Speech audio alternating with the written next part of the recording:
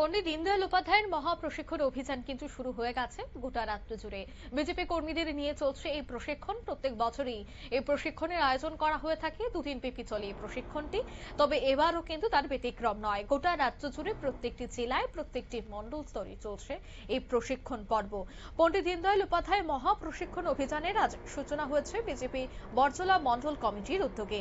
কর্মসূচিতে দলীয় সদস্য এবং সদস্যদের উপস্থিতি ছিল বেশ লক্ষণীয়।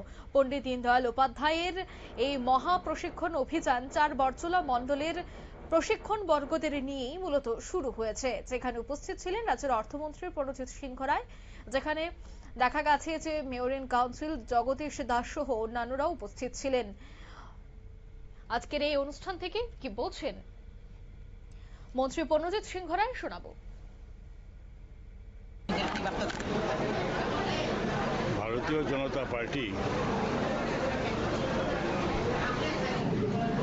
এই প্রশিক্ষণের মাধ্যমে প্রমাণ করে যে ভারতীয় জনতা পার্টি শুধু সরকারে থাকার জন্যই তাদের কাজ না, আমাদের সংগঠন শক্তিশালী করা এবং সংগঠনের যারা সৃষ্টি করেছেন এবং এই যে মণ্ডল প্রশিক্ষণ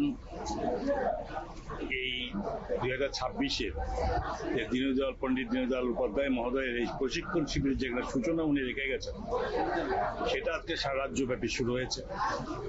এবং এই প্রশিক্ষণ প্রধানত যারা আমাদের কার্যকর্তা তাদেরকে শক্তিশালী করা, এবং আমি যদি শক্তিশালী না হই তাহলে অটোমেটিক্যালি আমি সরকারে থাকলেও সরকারের যে লক্ষ্য বা দলের যে চিন্তাধারা সেটা কিন্তু শক্তিশালী পর্যায়ে পৌঁছাবে না।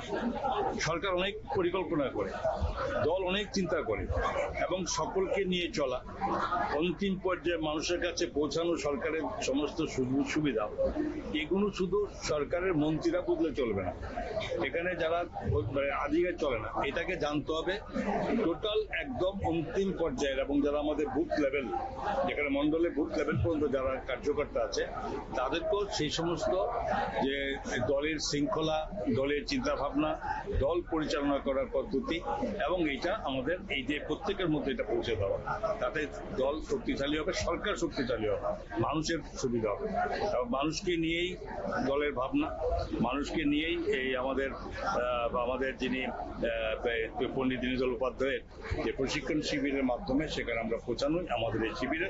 আগামী দিন আরো শক্তিশালী হতে হবে, আরো মানুষের কাছে পৌঁছাতে হবে, সমস্ত অংশে মানুষকে নিয়ে, যেখানে উন্নয়নের শিখর, এটার জন্য এই পরিকল্পনা।